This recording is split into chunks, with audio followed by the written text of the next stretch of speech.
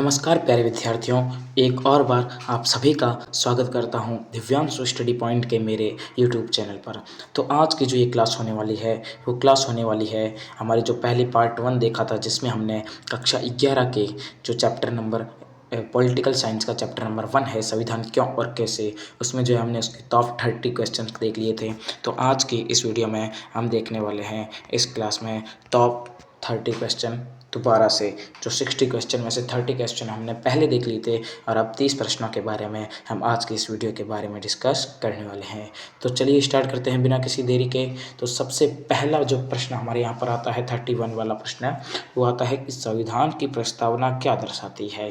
तो संविधान की जो प्रस्तावना है देश के उद्देश्यों और मूल्यों की झलक दर्शाती है। ये हमारा 31 वाला प्रश्न है कि संविधान की प्रस्तावना क्या दर्शाती है। तो देश के उद्देश्यों और मूल्यों की झलक दर्शाती है।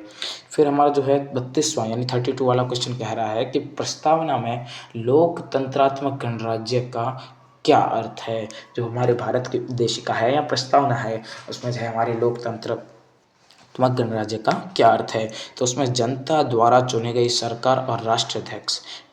लोकतंत्रात्मक गणराज्य का अर्थ है कि जनता द्वारा जो चुनी गई सरकार हो और राष्ट्राध्यक्ष हो। ठीक है। और अब हम 33वें प्रश्न की ओर बढ़ रहे हैं कि 33 वाला प्रश्न कह रहा है कि धर्मनिरपेक्ष से क्या अभिप्राय है। तो राज्य सभी धर्मों से समान दूरी बनाए रखेगा या फिर सभी धर्म जो है एक समान माने जाएंगे, उसे जो है धर्मनिरपेक्षता कहते हैं। ठीक है। फिर 34वां प्रश्न आता है। 34वां प्रश्न कह रहा है कि प्रस्तावना में न्याय को कितने रूपों में वर्णित किया है। तो प्रस्तावना में जो है न्याय को जो है 3 रूपों में वर्णित किया है। सबसे पहले सामाजिक, उसके बाद आर्थिक और राजनीतिक। ठीक है। फिर हमारे पास आता है 35वां प्रश्न कि संविधान का सबसे महत्वपूर्ण दर्शन क्या है। तो संविधान का सबसे महत्वपूर्ण दर्शन जनता सर्वोपरि है। ठीक है। फिर 36वां प्रश्न कह रहा है कि क्या संविधान केवल सरकार को नियंत्रित करता है। तो नहीं, यह समाज को भी दिशा देता है। ठीक है। फिर 27वां प्रश्न कह रहा है कि संविधान में शक्ति का स्रोत कौन है। तो संविधान में शक्ति का स्रोत कौन है, जनता है। फिर हमारा 38वां प्रश्न कह रहा है कि संविधान का कौन सा भाग नागरिकों के अधिकार से जुड़ा है। तो संविधान का भाग 3 जो है नागरिकों के मूल अधिकार या फिर मौलिक अधिकार से जुड़ा हुआ है, जिसमें हमने 6 मौलिक अधिकार को पढ़ा है। ठीक है। फिर हमारा जो 39वां प्रश्न कह रहा है कि संविधान लागू करने का दिन क्यों चुना गया। तो संविधान लागू करने का दिन जो है 26 जनवरी 1930 को पूर्ण स्वराज की घोषणा हुई थी, उसी की स्मृति में चुना गया था। ठीक है। तो 40वां प्रश्न कह रहा है कि संविधान सभा में निर्णय कैसे लिए जाते हैं। तो विचार विमर्श और बहस के माध्यम से जो है संविधान सभा में निर्णय लिए जाते हैं। फिर हमारा 41वां प्रश्न कह रहा है कि क्या संविधान सभा केवल एक राजनीतिक निकाय थी। तो इसका उत्तर है नहीं, कि संविधान सभा जो है यह सामाजिक और वैचारिक विविधता से युक्त संस्था थी। ठीक है। फिर हमारा 42वां प्रश्न कह रहा है कि संविधान सभा में कितने महिला सदस्य थी। तो संविधान सभा में 15 महिला सदस्य थी। ये क्वेश्चन इंपॉर्टेंट है कि संविधान सभा में कुल कितनी महिला सदस्य थी। तो 15 महिला सदस्य थी। ठीक है। लोकतंत्र और संविधान का संबंध। ठीक है। एक नया पॉइंट उभरा है कि लोकतंत्र और संविधान का संबंध। ठीक है। तो 43वां प्रश्न कह रहा है कि लोकतंत्र में संविधान क्यों आवश्यक है। ताकि सत्ता का दुरुपयोग न हो और सभी को समान अवसर मिले। ठीक है। फिर हमारा 44वां प्रश्न कह रहा है कि क्या संविधान केवल शासकों के लिए होता है। तो इसका उत्तर है नहीं, यह सभी नागरिकों के लिए होता है।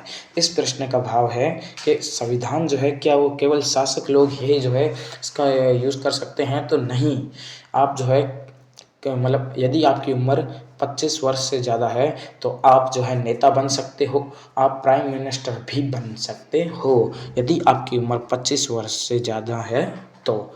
ठीक है। फिर विविध प्रश्नों की ओर हम बढ़ते हैं कि विविध प्रश्नों की ओर हम बढ़ते हैं। ठीक है। तो यहाँ हमारा 45वां प्रश्न कह रहा है कि संविधान सभा में सबसे कम उम्र के सदस्य कौन थे। तो संविधान सभा में जो है सबसे कम उम्र के सदस्य जो है शफ़ीक कुरैशी थे। ठीक है। फिर हमारा 46वां प्रश्न कह रहा है कि भारतीय संविधान की भाषा क्या है? तो भारतीय संविधान की भाषा जो है हिंदी और अंग्रेजी दोनों भाषाएँ भारतीय संविधान की भाषा है।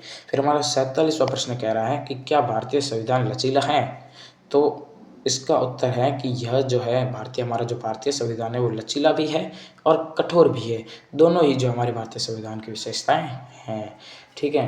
तो इसमें है कि संविधान में हमारे जो भारतीय संविधान में कुल कितने अनुच्छेद हैं? तो सबसे पहले प्रारंभ में तो 395 और वर्तमान में 470 से अधिक अनुच्छेद प्राप्त होते हैं। ठीक है। फिर हमारा 49वां प्रश्न कह रहा है कि भारतीय संविधान में अनुसूचियाँ कितनी हैं? तो वर्तमान में 12 अनुसूचियाँ हैं। ठीक है। तो 50वां प्रश्न कह रहा है कि संविधान की रक्षा कौन करता है? तो संविधान की रक्षा जो है सर्वोच्च न्यायालय करता है। ठीक है। अब हमारा जो आ रहा है 51वां प्रश्न। तो हमें जो है 51वां प्रश्न कह रहा है कि 51वां प्रश्न कह रहा है कि संविधान सभा में किसने उद्देश्य प्रस्ताव पारित किया था? ये जो है बहुत ही इम्पोर्टेंट क्वेश्चन है और ये वाला जो क्वेश्चन है ये हमारी जो है हाफ ईयरली के चैप्टर में भी आया हुआ है। ठीक है। कि पंडित जवाहरलाल नेहरू ने संविधान सभा में जो संविधान सभा की जो है तीसरी बैठक हुई थी उसमें जो है उद्देश्य प्रस्ताव पारित किया था। ठीक है। फिर जो है 52वां प्रश्न कह रहा है कि उद्देश्य प्रस्ताव जो है बाद में क्या बना? तो बाद में जो ये प्रस्तावना बना था। 53वां प्रश्न कह रहा है संविधान सभा में कितनी समितियां हैं? तो संविधान सभा में 22 समितियां हैं। फिर हमारा 54वां प्रश्न कह रहा है कि संविधान निर्माण की मुख्य लक्ष्य क्या था? तो समतामूलक धर्मनिरपेक्ष। ठीक है। हमारा जो मूल उद्देश्य था कि एक समतापूर्वक धर्मनिरपेक्ष,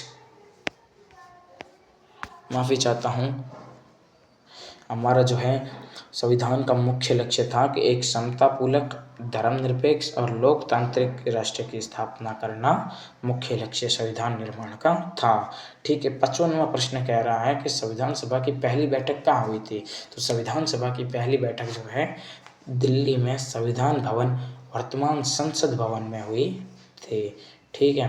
फिर हमारा 56वां प्रश्न कह रहा है कि क्या संविधान में भाषा को लेकर प्रावधान है? तो हाँ, 8वीं अनुसूची में भाषाओं को लेकर उल्लेख किया गया है। फिर हमारा 57वां प्रश्न कह रहा है कि भारतीय संविधान का पहला भाग क्या है? तो उसका पहला भाग संघ और उसका राज्य क्षेत्र है। फिर 58वां प्रश्न कह रहा है कि किस अनुच्छेद में राष्ट्रपति को कार्यपालिका की शक्ति दी गई? तो अनुच्छेद 53 में कार्यपालिका की शक्ति राष्ट्रपति को दी गई है। तो उसके बाद हमारा 59वां प्रश्न कह रहा है कि किस भाग में राज्य के नीति निर्देशक तत्व हैं का उल्लेख है? तो भाग जो है आपके छठे में जो है इसका उल्लेख है। ठीक है। तो अब हमारा 60वां जो और अंतिम प्रश्न कह रहा है कि किस अनुच्छेद के तहत राष्ट्रपति आपातकाल लगा सकते हैं? तो अनुच्छेद 352 के तहत जो है राष्ट्रपति आपातकाल लगा सकते हैं। तो अब जो है हमारे जो है टॉप 60 क्वेश्चंस जो कि बहुत ही इम्पोर्टेंट है इस चैप्टर के हिसाब से और ईयरली एग्ज़ाम के हिसाब से। तो यदि आपने पहला पार्ट और ये दूसरा पार्ट ठीक ढंग से देख लिया तो दावे के साथ कह सकता हूँ कि इन प्रश्नों में से एक भी प्रश्न बाहर नहीं जाएगा। धन्यवाद। तो मिलते हैं आपसे एक और ऐसी ही अगली वीडियो में। तब तक के लिए धन्यवाद।